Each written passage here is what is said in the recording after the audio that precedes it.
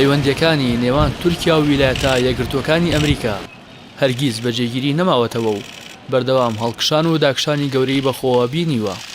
بەهۆی هاوکاریە سەربازی و دیبلۆماسیەکانی ئەمریکا بۆ یەکینەکانی پاراستنی گەل لە ڕۆژئاوا، پەیوەندی نێوان ئەنقەرە و واشنتۆن بۆ نزمترین ئاستی پەیوەندیەکان دابەزی. تا ئەو کاتەی ڕێکەوتنی مەنبەج گوڕێکی تری دایەوە بە پەیوەندیەکان و هاوکاری و هەماهەنگی نێوان تورکیا و ئەمریکای بۆ سەردەمی 2012 بەرز کردەوە.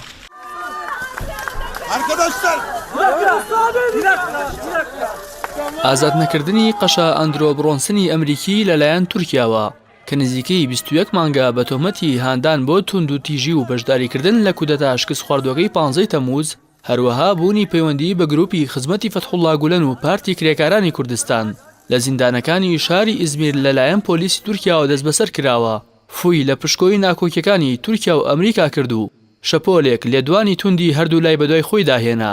تا ئێستاش لێدوان و کاردانەوەکان بەرامبەر بە یەکتری بەردەوامی هەیە.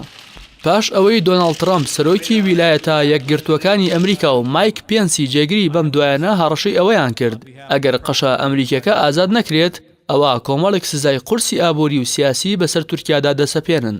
هەڕەشەکانی سەرۆک و جێگیری ئەمریکا لێشاوێک کاردانەوەی بەرپرسانی تورکیای بەدوای خۆی داهێنا و بە توندی وەڵامی هەڕەشەکانیاندایەوە. Biz beşer planında kimsenin önünde eğilmedik, eğilmeyiz.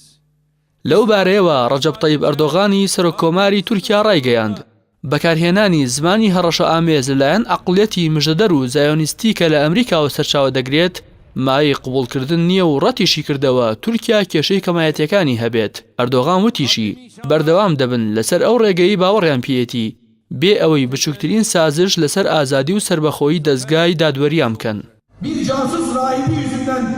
لەلایەکی تریشەوە سولەیمان سۆیلۆی وەزیری ناوخۆی تورکیا ڕایگەیاند ئەمریکا ناتوانێت بەهۆی قەشەیەکی سیخوڕەوە چۆک بە تورکیا دابدات. لای خۆشیەوە ئیبراهیم کاڵن وتەبێژی سەرۆکایەتی تورکیا پاش کۆبوونەوەی کابینەی سەرۆکایەتی باسی لەوە کرد لێدوانەکانی ئەمریکا لەبارەی بابەتێکی یاسایی بەرامبەر بە تورکیا بە زمانێکی هەڕەشە ئامێز هەرگیز مای قبوڵکردن نییە و پێویستە هەموو لایەک ڕێز لە قۆناغی دادگایکردنی قەشە برۆنسن بگرن کە هێشتا بەردەوامە. لە بەرامبەر هەڕەشەکانی ئەمریکا بە پێنەدانی فڕۆکەی F-35 کاڵن ئاماژەی بەوە کرد تورکیا وڵاتێک نییە نەتوانێت جێگرەوە بدۆزێتەوە.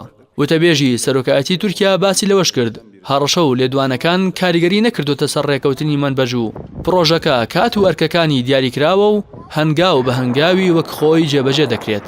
پێشتریش جەیمس ماتیس وەزیری بەرگری ئەمریکا ڕایگەیاند بوو هەڕەشەکانی ترامپ بە سزادانی تورکیا کاریگەری لەسەر پەیوەندیە سەربازیەکان نەکردووە و لە ئێستادا پەیوەندی بەهێزیان لەگەڵ تورکیادا هەیە. دەستگاکانی ڕاگەاندنی تورکیا باس لە پەیوەندێکی تەلەفۆنی وەزیرانی دەرەوەی تورکیا و ئەمریکا دەکەن کە تێیدا مەولود چاوش ئۆغڵۆی وەزیری دەرەوەی تورکیا داوای لە هاوتا ئەمریکیەکەی کردووە چاوەڕێی ئەنجامی دادگایکردنی قەشە برۆنسن بکەن. لە بەرامبەر ئەمانەشدا مایک پێنسی جێگیری سەرۆکی ئەمریکا لە تازەترین لێدواندا ئاشکرای کردووە تا تورکیا قەشە ئەمریکیەکە ئازاد نەکات سزاکانی ئەمریکا بۆ سەر تورکیا بەردەوام دەبێت. پێشتریش لەسەر داوای ئازادکردنی قەشە ئەمریکیەکە تورکیا داوای ڕادەستکردنەوەی فەتحوڵڵا گولەنی سەرۆکی بجوتنەوەی خزمەتی کردبوو بەڵام ئەمریکا ئەو داوایەی ڕەت کردەوە. ئەمریکا چارەنووسی پەیوەندیەکانی لەگەڵ تورکیا بەسوتەوە بە چارەنووسی قەشە ئەمریکیەکەوە بەڵام بە بڕوای چاودێران هاتنە دەنگی ئەمریکا پاش 21 مانگ لە زیندانی قەشەکە سزای واشنتۆنە بۆ ئەنقەرە لە پای نزیکبوونەوەی ئەو وڵاتە لە ڕووسیا.